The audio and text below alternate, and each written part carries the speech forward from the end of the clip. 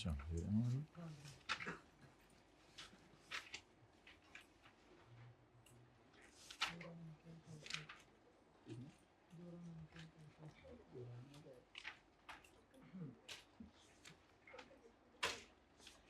मैंने आपके लिए क्वेश्चन 8 पसंद किया। शुक्रिया बोलें। शुक्रिया। Following are the summarised balance sheets aluminium and silver limited. यही बात है, कोई और क्रिच भी होनी है नीचे। अच्छा, पड़ी हुई है नीचे, प्लाटिनम लिमिटेड भी पड़ी हुई है नीचे। Aluminium and silver. आज हम जिंदगी में ऐसा करते हैं, जल्दी से होके आए, पहली दफा सवाल पूरा पढ़ लेते हैं। Page number my dear 260-1। PP investment property, investments at cost, inventories, other current assets, share capital, share premium, revaluation surplus. सुबह जैसी क्लास लग रही है, रिवैल्यूएशन सरप्लस किताबों में नज़र आ रहा है, लेकिन अनलकीली सब्सिडरी की किताबों में नज़र आ रहा है, पेरेंट की किताबों में नज़र नहीं आ रहा। ऑब्वियसली ये क्लोजिंग है और इसको हम लेके जाते हैं वर्किंग नंबर 3 में, इसको लेके जाते हैं वर्किंग नंबर 2 में, और इसको वर्किंग नंबर 2.1 और 3.1। ओके, हाईवे में आना जाना ही लगा रहता है, हाँ आना जा आना, फर्स्ट इन फर्स्ट आउट। अच्छा, ऐसे बच्चे होने चाहिए, फर्स्ट इन लास्ट आउट। अच्छा जी, ज़्यादा सोचा ना करें, अभी इधर देखें। एडिशनल इन्फॉर्मेशन, ऑन 1 जनवरी 2022 हमारे साल के पहले दिन पेरेंट ने एक्वायर किए 70% share in S for following consideration. ये कौन सा पेज है? नहीं, ये तो पेज 260। अच्छा पेज, हाँ पेज 27 है, ठीक है, ये पेज 27 है। 20 मिलियन शेयर इशू किए हैं एएल के आफ्टर 1 मंथ ऑफ एक्विजिशन। यानी 1 जनवरी को वादा किया और 1 फरवरी को शेयर इशू कर दिए होंगे। मार्केट प्राइस है शेयर की 25 रुपये पेरेंट के। थोड़े से शेयर ले लेना, ये कहा होगा। हाउएवर मार्केट प्राइस इंक्रीज कर गई थी 27 रुपये से जिस वक्त शेयर इशू हुए 1 महीने बाद। मेरे तो ख्याल से वर्सेस वाली कैलकुलेशन से इसको नहीं गुजारते, इसको हिस्टोरिकल प्राइस पे ही रखते हैं। The issuance has been recorded at 27।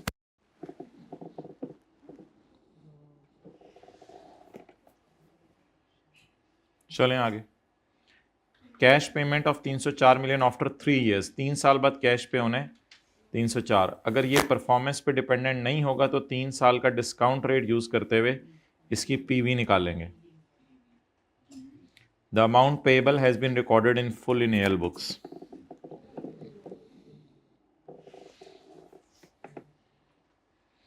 Eight acquisition date SLRE was 515 pre RE, और सुबह वाली क्लास की तरह इवोल्यूशन सरप्लस भी दिया हुआ जो सुबह वाली क्लास में दिया हुआ था। Further carrying value of SL net assets were equal to the fair value except an investment property जिसकी फेयर वैल्यू एक्सीड कर रही है उसकी कैरिंग वैल्यू से 160 मिलियन, और प्रॉपर्टी की रिमेनिंग लाइफ 8 साल। Please please please, investment property का जो कल वाला कॉन्सेप्ट पड़ा था वो नहीं लगेगा, क्योंकि ना पेरेंट ने सब्सिडरी को इन्वेस्टमेंट प्रॉपर्टी किराए पे दी हुई है, ना सब्सिडरी ने पेरेंट को इन्वेस्टमेंट प्रॉपर्टी किराए पे दी हुई है, बल्कि सवाल में कहीं ऐसा नहीं लिखा हुआ। तो इसका मतलब है पेरेंट ने आउटसाइड वर्ल्ड में किसी को इन्वेस्टमेंट प्रॉपर्टीज किराए पे दी हुई है, एसएल ने भी आउटसाइड वर्ल्ड में किसी को प्रॉपर्टीज किराए पे दी हुई है। वो जो कल 4 एंट्रीज की थी वो नहीं करनी आज।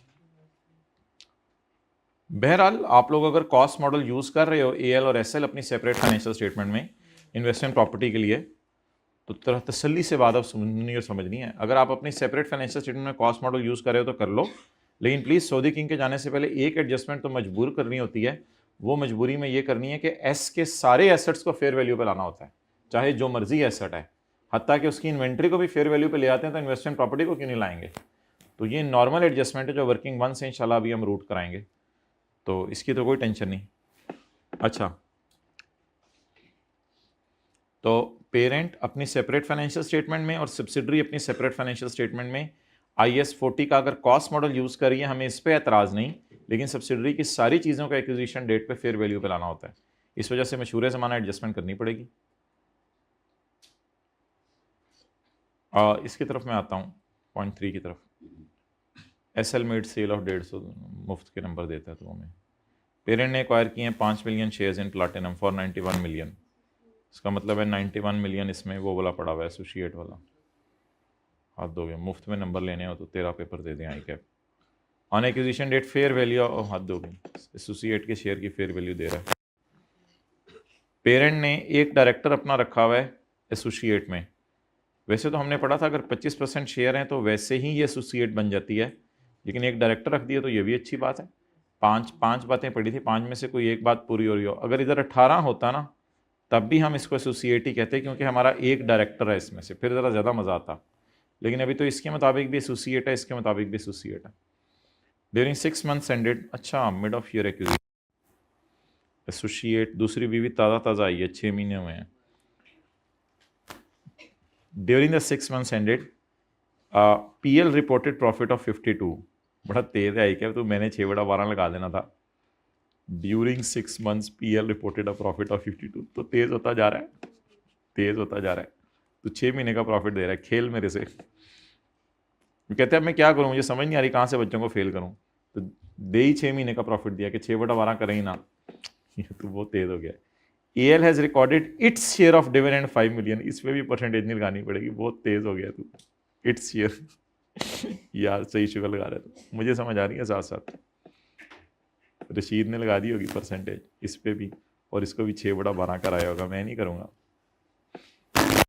मैं पढ़ा लिखा बच्चा हूं। AL sold a machinery, घिसी-पिटी एडजस्टमेंट।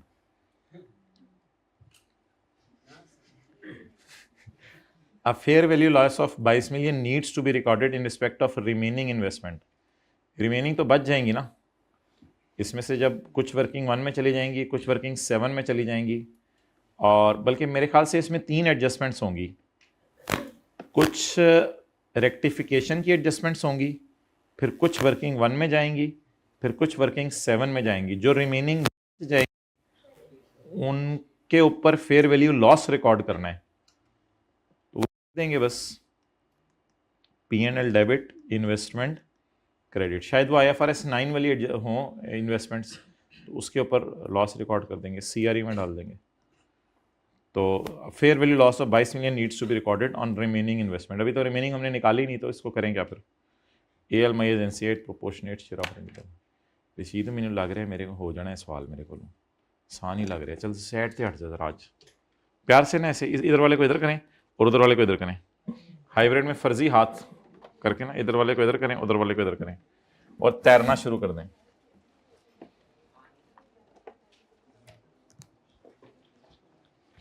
जी, एसोसिएट के एसेट्स और लायबिलिटीज काट दें। अगर तुम होते मैं तुम्हें काटता, चलो मैं फिर भी काटूंगा, मेरी आदत है।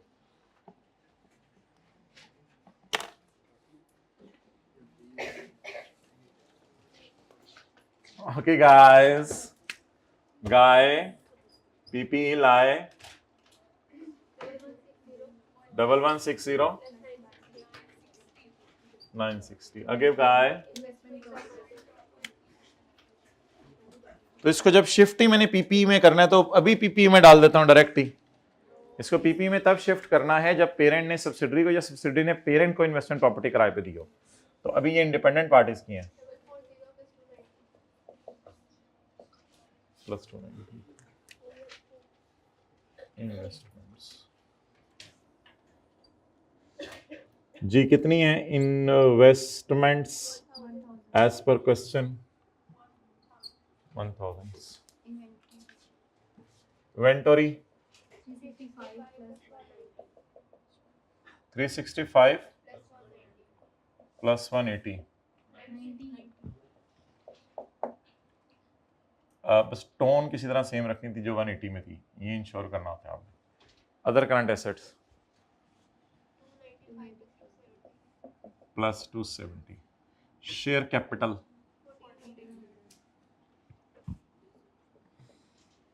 शेयर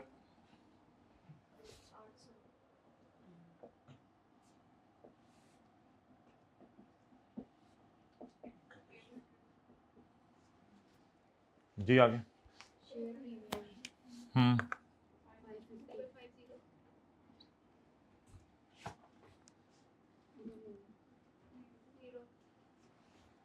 चले आगे, रीवैल्यूएशन सरप्लस।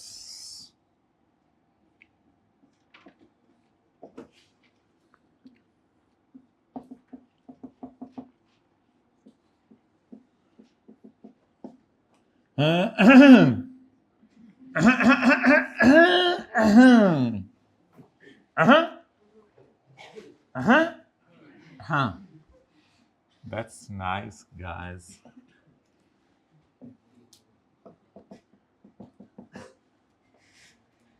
ये सही है, वैसे इधर ही करा देते हैं सवाल, घर जाके मैं भी मोबाइल पे ही तो लग रहे ना होते।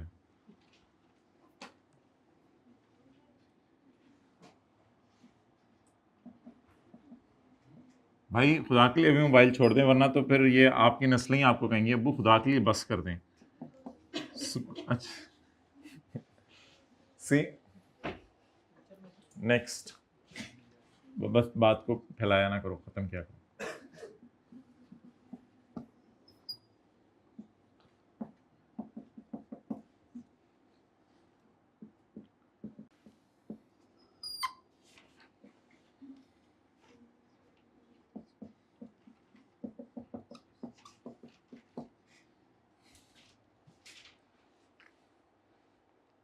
बट आई फील के पता नहीं एग्जामिनर या पेपर चेकर अपनी बेगम से एनेक्स जरूर मंगवाया करेगा और कहेगा अल्लाह दी बंदी वेख वर्किंग 5 ਤੇ 6 नहीं लभ रही, मैनू तीनों नज़र आ रही है।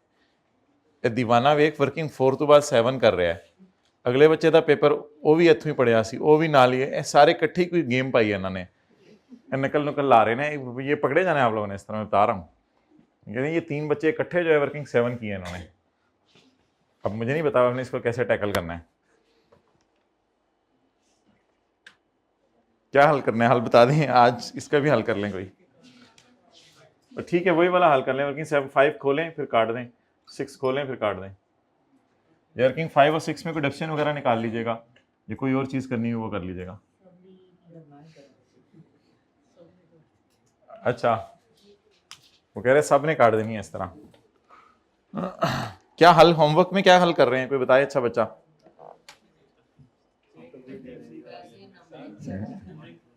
वैसे ही नंबरिंग दे देते हैं, मैं तेरे पे एतबार नहीं कर रहा, दिखाई दे रहा होमवर्क क्लास के बाद। ठीक है, ठीक। अच्छा जी, ऑन 2 जनवरी PL एक्वायर्ड लिबेलिटीज होगी। अभी तो बाकी चीजें भी नहीं लिखी थी अभी तो। Surplus PRS 0, SRS 150। यार पेरेंट में चर्बी नहीं है तो मैं क्या करूं?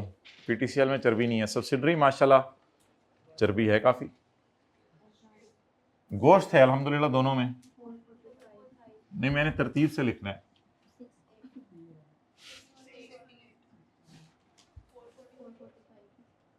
और 45 लायबिलिटीज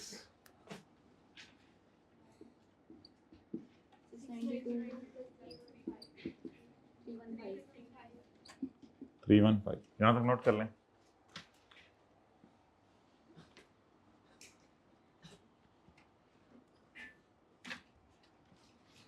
भाई B expressive in life please, don't be silent. अब्बू की तारीफ कर दें, अब्बू माशाल्लाह बड़ा अच्छा सूट, अम्मी माशा। ये बी एक्सप्रेसिव इन लाइफ, शुक्रिया किया करें लोगों का, कमेंट किया करें। व्हाट्सएप पे नहीं मैं कह रहा, यानी कि समझ गए आप जिस कॉन्टेक्स्ट में मैं बात करना चाह रहा हूँ। बी एक्सप्रेसिव ऑब्वियसली विज और महरम रिश्तेदार में बात, बी एक्सप्रेसिव।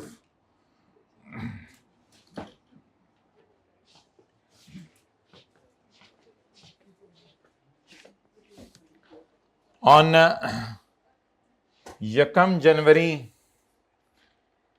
2022 20 साल गुजर जाते हैं, शोहर तारीफ नहीं करते बीवी ने अच्छा खाना बनाया। ऑन 1 जनवरी 2022 पेरेंट एक्वायर्ड, ये फ्यूचर की बातें नहीं, आ जाना है, पता ही नहीं लगना आ जाना ये टाइम, तो समझ लगता है फ्यूचर की बातें कर रहे हैं। आज ही हमने देख लिया फ्यूचर इवेंट का, अगर एविडेंस हो तो फिर। अच्छा, ऑन यकम जनवरी 2022 को PA acquired 70% shares in S at following consideration: issue of 20 million shares of AL after 1 month of acquisition. Okay, so working number 1.2, 8 भी कर सकते हैं आप, जो मर्जी करें. Original wrong rectifying. ओके, यकम जनवरी 22 की एंट्री बताएं. Investment debit, purchase consideration payable, credit. कितने शेयर्स? 20. कितने का? 25 का. जी,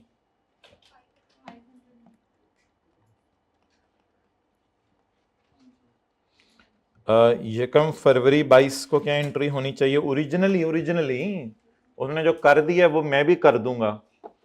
पहले बताएं ओरिजिनली क्या एंट्री होनी चाहिए?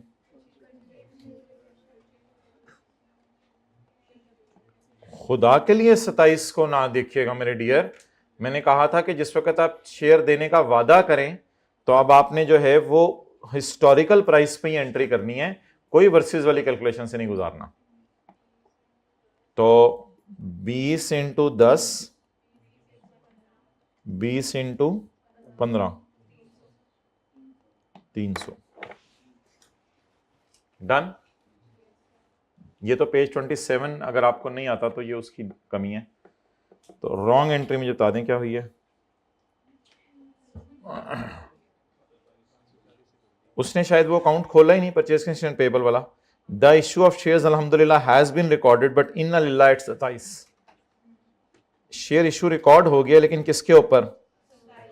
27 के ऊपर. Investment debit, share capital, share premium, 20 into 27,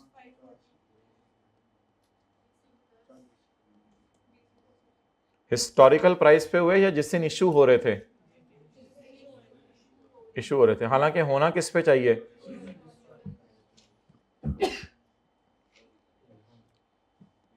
बीस इंटू जी 340. पीसीपी से मुराद है परचेज कंसिडरेशन पेएबल. ये मेरे ख्याल से इक्विटी में जाती है, लेकिन इक्विटी में इसलिए नहीं जानी कि एक महीना ही रहे है, ये तो अकाउंट ही खत्म हो गया. अच्छा, अब रेक्टिफाइंग एंट्री करने से पहले ओरिजिनल एंट्री में एक चीज एग्जिस्ट ही नहीं कर रही तो उसको खत्म ही कर दें. ओरिजिनल एंट्री ही कह रही है इसको क्रेडिट मारो, इसको डेबिट मारो, तो इसको पहले फारक करें, अब कंपैरिजन कर लें. मेरे ख्याल से ऐसी पीसीपी मैंने खोला था. और अब अगर होमवर्क में जाके देखेंगे आप सोल्यूशन में हमारी किताब के, तो सोल्यूशन में तो मैंने ओरिजिनल एंट्री ये लिखी हुई है, इन्वेस्टमेंट डेबिट, ये क्रेडिट, ये क्रेडिट. लेकिन वो जाहिर बात है मुनासिब बात नहीं है. मैंने तो आपको इस तरीके से पढ़ाई हुई थी. तो इनको मैं इधर ही कैंसिल कर दूं या वहां जाके कैंसिल करूं? तो ये क्रिएट हुई, रिवर्स हो गई ओरिजिनल एंट्रीज में, तो ये तो है ही नहीं. तो अब बस रेक्टिफाइंग एंट्री बता दें. नहीं, शेयर कैपिटल में कोई मसला नहीं है. क्या मसला है? शेयर कैपिटल को 200 से होना चाहिए था क्रेडिट, 200 से हो गया, बस कुछ भी ना करें. शेयर प्रीमियम होना चाहिए था 300 से हो गया 340 से. इन्वेस्टमेंट डेबिट होनी चाहिए थी 500 से हो गई.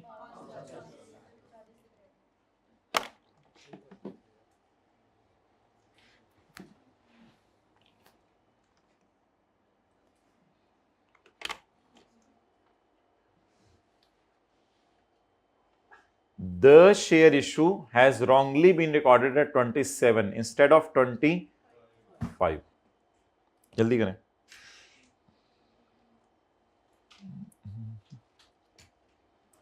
I'm giving you 60 seconds. जल्दी नोट करें.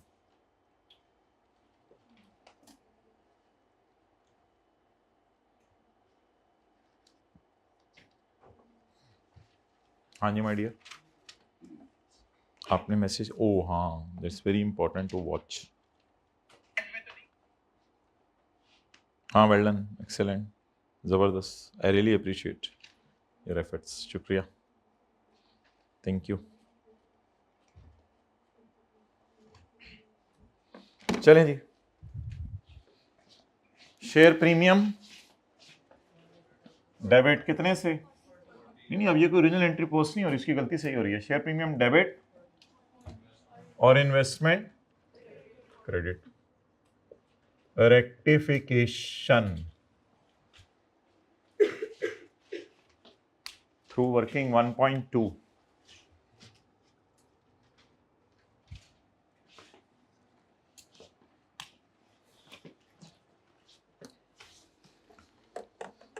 The more you have grip on page 27, the more अजीब type he will test in your paper। Try ना करें हमें, हम बड़े रिलैक्स और ठंडे लोग हैं। ओके,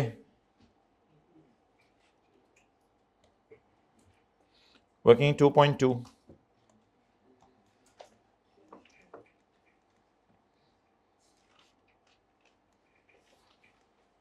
ओरिजिनल रॉन्ग, रॉन्ग मतलब रॉन्ग नहीं, मतलब होता है पास्ट बाय अकाउंटेंट जी।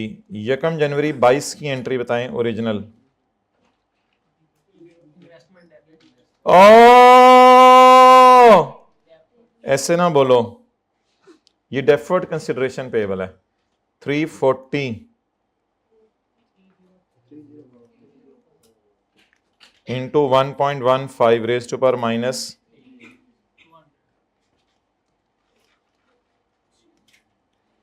31/12/22 को अनवाइंडिंग ऑफ डिस्काउंट करें। Finance cost debit, payable credit 200 ज़रब 15% 30।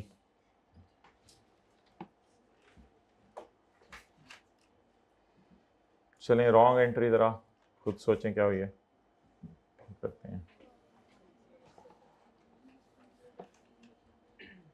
ओरिजिनल एंट्रीज में डेट जरूर लिखें, कभी ना कभी हेल्प कर देंगे शायद जिंदगी में कहीं। पिछली एंट्री में मैंने जानबूझ के 1 फरवरी की डेट लिखी थी ताकि आपको कॉन्सेप्ट समझ आए।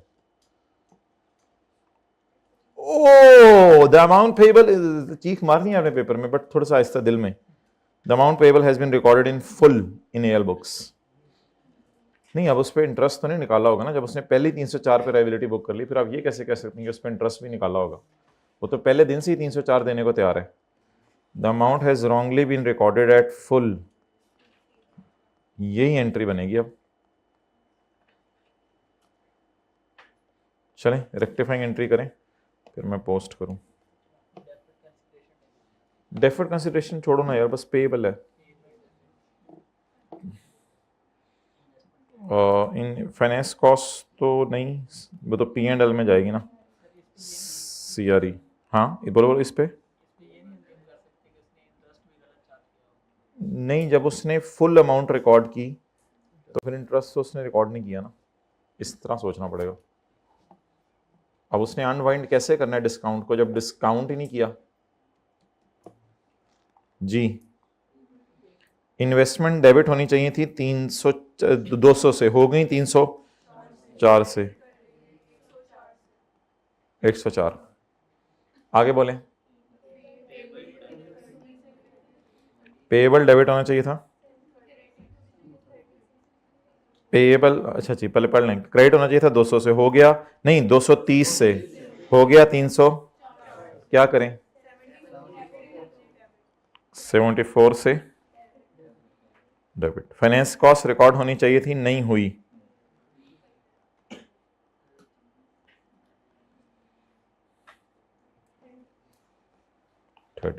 ये एंट्री P&L को कैसे हिट करेगी? फाइनेंस कॉस्ट में 30 ऐड हो जाएगा बस, it will not hit working 5। Page 27 की कोई एडजस्टमेंट भी वर्किंग 5 को हिट नहीं करती, बस फाइनेंस कॉस्ट में जाएगी। नहीं वो तो CRE को छोड़ो, लफ्स मैं P&L में पूछ रहा हूँ। बैलेंस शीट में तो 3 जगह जाएगी ये जी my dear.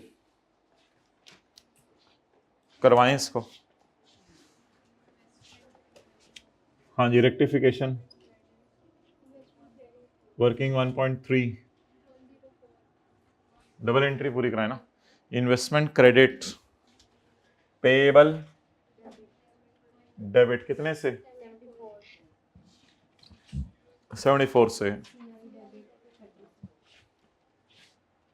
Finance cost record करें, अनवाइंडिंग ऑफ डिस्काउंट,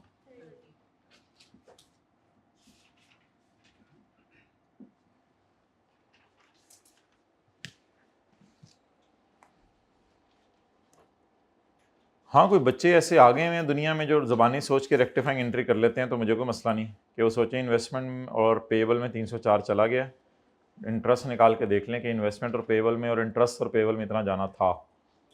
इस तरह कोई हैं बच्चे दुनिया में तो मुझे कोई एतराज़ नहीं, फिर डायरेक्ट रेक्टिफाइंग एंट्री कर लें। ओके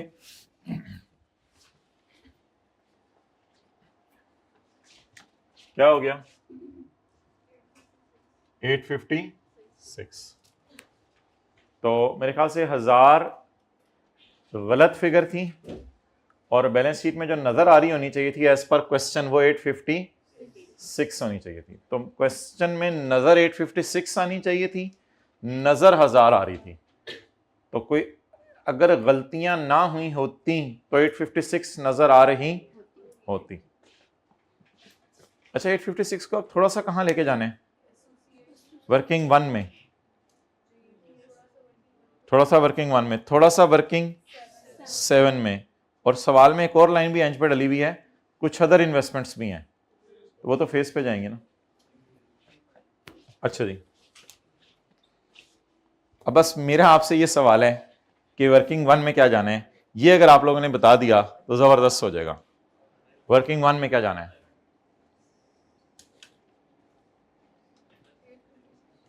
856 कुछ लोग कह रहे हैं सारा ले जाएं वर्किंग वन में, एज्यूमिंग के ये इन्वेस्टमेंट इन सब्सिडरी ही हैं।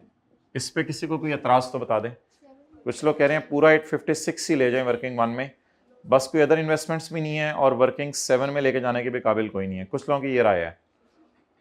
इस राय पे कुछ चेहरे बन रहे हैं, इसलिए चलें इस राय को भी मैं साइड पे रखता हूँ, और कोई राय दे दे। कुछ लोग कह रहे हैं इसमें से 700 ले जाएं, 700 यहां से ले जाएं और उधर ले जाएं।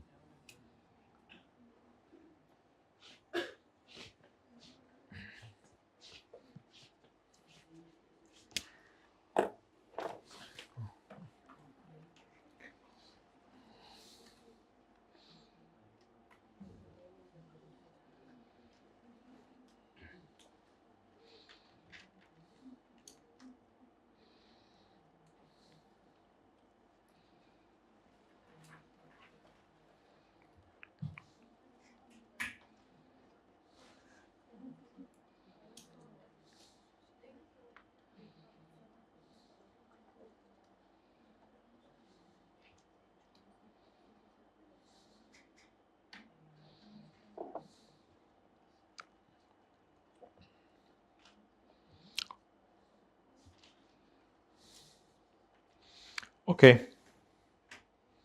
अब मुझे आप ये बताएं कि मैं दो फिगर्स को हाईलाइट कर रहा हूं, मैं दो फिगर्स को हाईलाइट कर रहा हूं, 500 और 200। एक्चुअली बताए हुआ क्या है, अगर सवाल में बैलेंस शीट में यही फिगर आ रही होती तो आप कहते सर इसमें से 700 निकाल के वहां ले जाएं, फिर तो किसी ने मेरे से लड़ना भी नहीं था। लेकिन एक बेसिक कॉन्सेप्ट याद रखिएगा, जब आप अनएडजस्टेड फिगर में रेक्टिफिकेशन कर देते हैं तो ये ओरिजिनल की तरफ मूव कर जाता है। जब आप अनएडजस्टेड फिगर में रेक्टिफिकेशन की तरफ कर देते हैं चीजें तो ये ओरिजिनल की तरफ मूव कर जाता है। जैसे मैं कहूं प्लांट के अंदर 104 है, इसमें 4 रिपेयर पड़ी हुई है, तो जब आप 4 कर दें तो ये ओरिजिनल कॉस्ट आ जाती है। तो always please understand the concept, unadjusted में एडजस्टमेंट्स करके रॉन्ग या रेक्टिफाइंग फिगर नहीं आती, ये रेक्टिफिकेशन के बाद ओरिजिनल फिगर आ जाती है, क्योंकि बैलेंस शीट में ओरिजिनल फिगर्स जानी होती हैं। So this is the original figure of question, this is original figure. अल्हम्दुलिल्लाह दीज आर माय इन्वेस्टमेंट्स। इसमें पड़ी भी ओरिजिनल होगी अब, क्योंकि गलती मैंने निकाल दी है, तो इसमें पड़ी कितनी है 700, पड़ी कितनी है 700।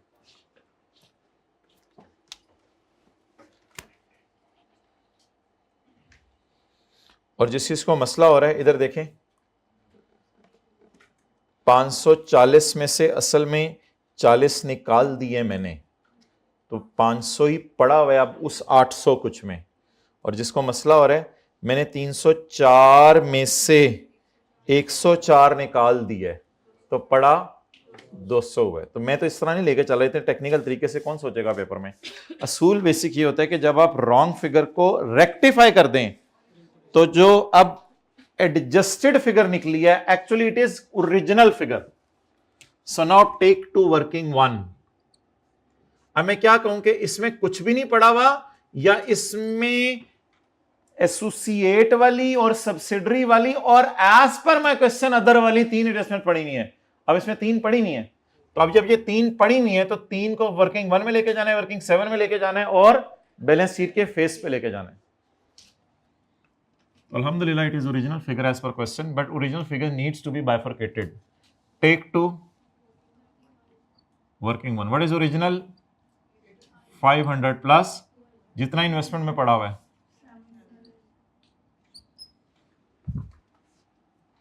और आप देखें ना, आप वैसे एक चीज देखें, अगर ये 2 एंट्रीज वैसे भी करते आप, अगर ये 2 एंट्रीज वैसे भी करते तो आपने इन्वेस्टमेंट अकाउंट में 540 और 304 तो नहीं लेके जाना था। अगर ये एंट्रीज वैसे भी करते तो आपने 200 और 500 ही लेके जाना था ना इन्वेस्टमेंट अकाउंट में। इसलिए इन्वेस्टमेंट में तो इन्हें नहीं कि 500 ही जाना है, 700 सॉरी। तो जो यहां गलती कर भी देता उसने यहां पे अल्लाह का शुक्र है 700 ही लिखना था, अगर थोड़ी सी उसमें अकल है। यहां तो ओरिजिनल फिगर आनी चाहिए ना जी। वर्किंग नंबर 1.1 से इन्वेस्टमेंट्स आ गई कितनी? 700। हाँ यहां जरूर लिख दें आप कि ये 500 मैंने वर्किंग 1.2 से निकाला है, ये वर्किंग 1.3 से निकाला है, ये आपने बताना है उसे बता दें।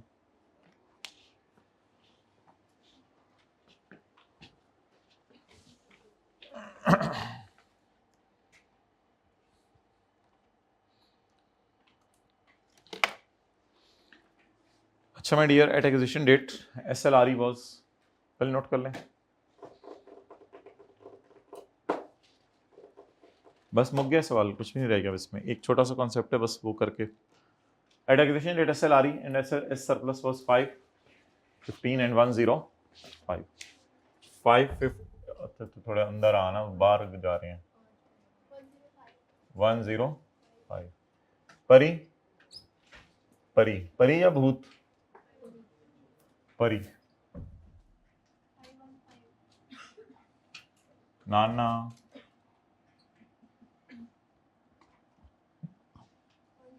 ये क्या चक्कर है, मैं एसेट अकाउंट में नहीं लेके जा रहा।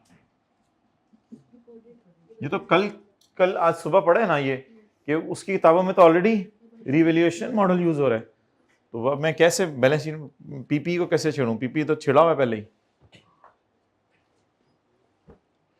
और उन सवालों में याद है प्री सरप्लस दिया भी नहीं होता था, ये तो आज सुबह से प्री सरप्लस इसने देना शुरू किया है, प्री चर्बी टाइप, ऐसे ऐसे लफ्ज बोलते हैं क्लास में, दिल खराब हो जाता है। उल्टी चर्बी क्या क्या बोलते रहते हैं, जिथे दी हद होती है। चलो हमने भी इस माशरे में रहना, कोई ऐसी बातें कान में पड़ी जाती हैं, स्ट्रांग हो रहे हैं हम अल्हम्दुलिल्लाह। Full stop. फर्दर, कौन सा दर? Further carrying value of BB के net assets were equal to the fair values except investment property. अब मैं इसको IAS 40 की वजह से फेयर वैल्यू पे ला रहा हूं, इसको वो जो सऊदी किंग की इक्विटी स्ट्रांग करनी है जाते हुए उस वजह से ला रहा हूं, क्योंकि सऊदी किंग के जाने के बाद ये मैंने महंगी बेच देनी है, हालांकि ये सऊदी किंग की चीज है। तो वो मशहूर ज़माना एडजस्टमेंट है, इसको कर लें बस। Revaluation surplus of investment property, double entry time, investment property debit, surplus in working 1 credit, और डेप्रिसिएशन एस का एसेट है ना, तो डेप्रिसिएशन रिकॉर्ड करनी है नहीं करनी है? करनी है, क्योंकि ये वो वाली एडजस्टमेंट नहीं है माय डियर, ये फेयर वैल्यू मॉडल वो वाला नहीं है, अब ये उस वजह से एडजस्टमेंट हो रही है, तो डेप्रिसिएशन की एंट्री भी यहां होगी। इसकी रीजन क्या है? इसकी रीजन क्या है, जल्दी बताएं, इसकी रीजन क्या है? ये जो मैं 160 पे लेके जा रहा हूं, ये किस वजह से लेके जा रहा हूं? कंसोलिडेशन के एंगल से हम ये एडजस्टमेंट कर रहे हैं। ये नहीं है कि फेयर वैल्यू मॉडल है तो इस वजह से। बोलें जी। डेप्रिसिएशन 160 डिवाइडेड बाय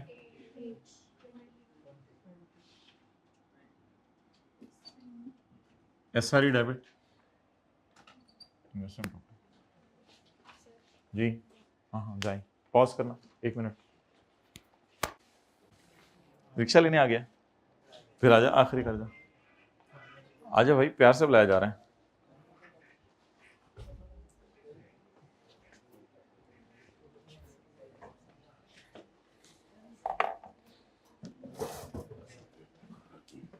अच्छा जी,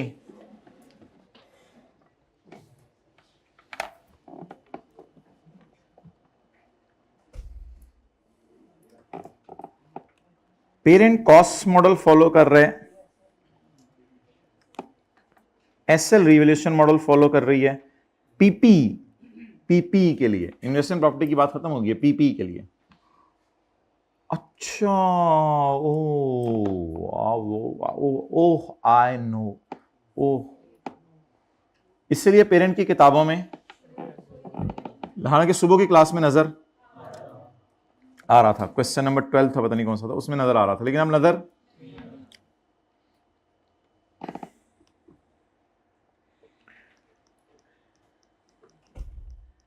कंसोलिडेशन में यूनिफॉर्म अकाउंटिंग पॉलिसी होनी चाहिए। इसमें बेस किसको बनाएं? पेरेंट को। बेस किसको बनाएं? पेरेंट को। अच्छा, अब सब्सिडरी कहती है मैं रिवैल्यूएशन मॉडल यूज कर रही हूं और पेरेंट कहता है मैं कॉस्ट मॉडल यूज कर रहा हूं। अब पेरेंट को रिवैल्यूएशन मॉडल पे लाएं कंसोलिडेशन करते हुए, या सब्सिडरी को कॉस्ट मॉडल पे लाएं? तो इस बात का कंक्लूजन लिखें, bring S to cost model, S को कॉस्ट मॉडल पे लाएं, क्योंकि बेस किसकी फिगर को बनाना है? पेरेंट की।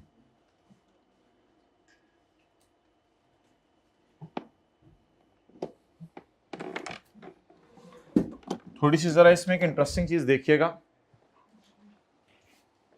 इधर आओ। असल में आप, मैंने इसको भेजना था उन दोनों में, सीआरएस और एनसीआई में, और जाके पता चलना था सीआरएस का मॉडल ही कुछ और है। तो पिछली क्लास, सुबह वाली क्लास और इस क्लास में थोड़ा सा डिफरेंस देखें, लॉजिक पे बात याद रखें, याद रहेगी इंशाल्लाह। देखिए, मैंने इसको भेजना था सीआरएस और एनसीआई में, लेकिन अब मैं भेजने लगा तो मैंने फौरन देखा कि इसने तो कॉस्ट मॉडल फॉलो किया हुआ है। तो कंसोलिडेटेड सरप्लस तो नजर आने का मतलब यह है कि चाहे शायद कंसोलिडेटेड सरप्लस है, हालांकि ये तो एक का सरप्लस है सिर्फ। तो इस वजह से, अच्छा, कल मैंने आपको एक सवाल कराना है, वो एक तीसरी कैटेगरी का सवाल होगा, उसमें इधर आ रहा होगा सरप्लस और इधर सरप्लस, वो फिर करेंगे इंशाल्लाह। लेकिन फिलहाल इसका मुझे आप कंक्लूजन बताएं, क्या करें। वो कहते हैं कि अगर एसएल अडॉप्ट करती कॉस्ट मॉडल, शुक्र है वो उस हमारी साइड पे ला रहा है, हमने ऊपर डिसाइड कर लिया वैसे को कॉस्ट मॉडल पे लाना है। अगर वो भी कॉस्ट मॉडल फॉलो करती, पास पेपर के क्वेश्चन 1 में कुछ और लिखा हुआ था, पास पेपर के क्वेश्चन 1 में कुछ और लिखा हुआ था, उसमें पी रिवैल्यूएशन मॉडल यूज कर रहा था और एस कॉस्ट मॉडल यूज कर रही थी। इधर भी यूनिफॉर्म नहीं थी। इधर हमने फिर क्या किया था, हमने पी को बेस बनाया था, और पी को बेस बना के if SL adopted the revaluation model, अगर एस भी रिवैल्यूएशन मॉडल अडॉप्ट करता तो ये करता। इस तरह लाइन क्यों लिखी हुई है इधर? क्योंकि आज बाप सरप्लस रिकॉर्ड कर चुका है, तो बीवी को भी कहा, शोहर सरप्लस रिकॉर्ड कर चुके, तो बीवी को भी कहा जा रहा है यूनिफॉर्म अकाउंटिंग पॉलिसी की वजह से तुम किस पे आओ? एक छोटी सी बात आपको कल परसों बताऊंगा, एसोसिएट चाहे करे ना करे, हम उसको मजबूर नहीं किया करेंगे, उसको ज्यादा लिफ्ट नहीं करानी दूसरी बीवी को, sorry.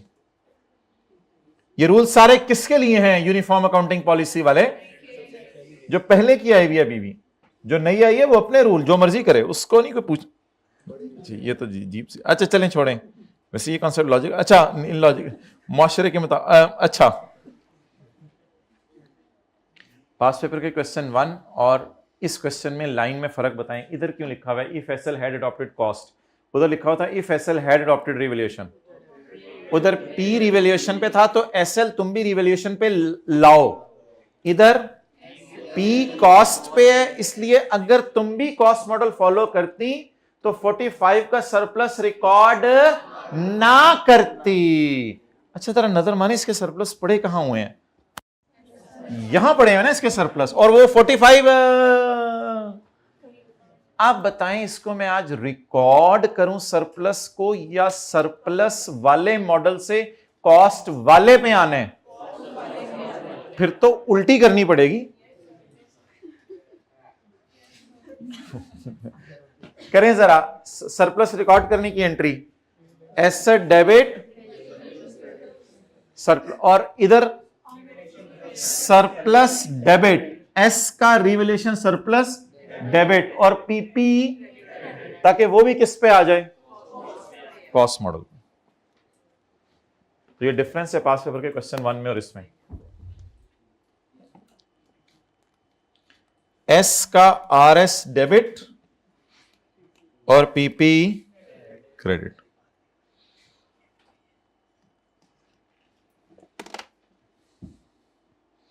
So this is entirely a new adjustment for you in this question. इसमें लिख लें it is new.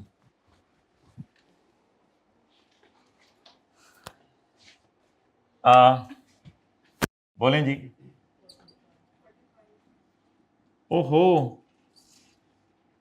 अब सीआरएस में कुछ नहीं भेजना भाई। सीआरएस तो बनाना ही नहीं चाहिए था, क्योंकि पेरेंट तो रिवैल्यूएशन मॉडल यूज ही नहीं कर रहा। सीआरएस तो बनाना ही नहीं चाहिए था, इसको तो काटें। और इधर तो कुछ जाना नहीं है, एसेट में ले जाए कितना? -45।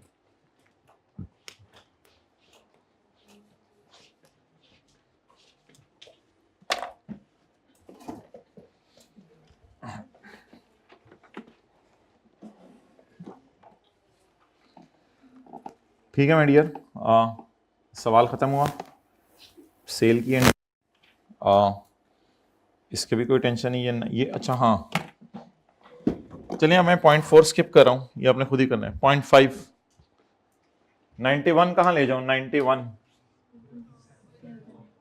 अधूरा सा कर लेना सवाल। चलें वर्किंग 7 91 ऐसा ही है जरा आप।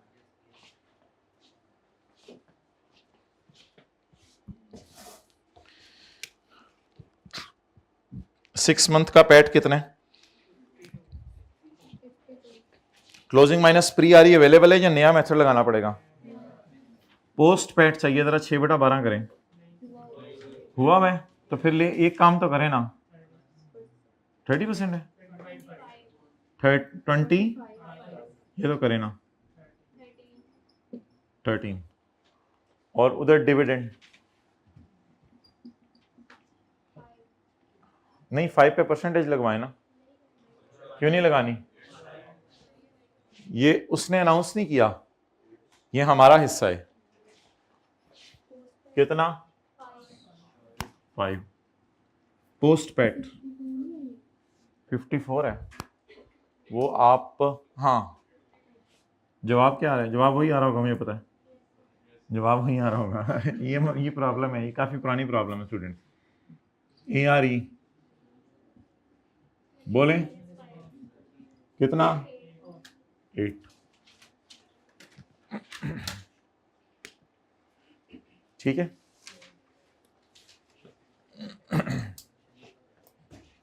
करें करें तसल्ली से नोट, कोई मसला नहीं।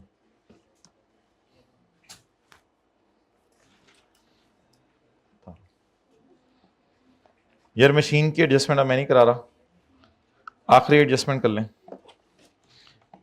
मैंने कौन कौन सी मिस की है? 4 मिस की है, मैडम लिख लें 4 मैडम, और 7 madam. A fair value loss of 22 million needs to be recorded. Needs to be recorded. करें रिकॉर्ड, बोलें लॉस कहां ले जाऊं? टेक टू वर्किंग 3, लॉस उधर ही ले जाना। एंट्री बताएं, लॉस की भी कराई है मैंने आपको।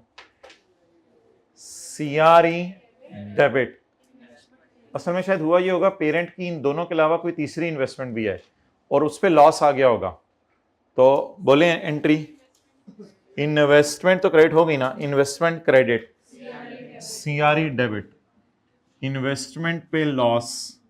मेरा ख्याल है ये IFRS 9 वाला होगा, और कौन सा लॉस होना है? तो इन्वेस्टमेंट्स हमारी IFRS 9 वाली भी होंगी जहां हमने 20% की बजाय 1-2% शेयर खरीदे होंगे। कितना? 22। यार आज वर्किंग 1.1 में मजा आया है। मैं आप लोगों को नहीं कह रहा, आपने साथ वाले को कहना है प्लीज। 43 ये इन्वेस्टमेंट्स हमारी नजर आ रही हैं। ठीक है भाई, क्लोज करो।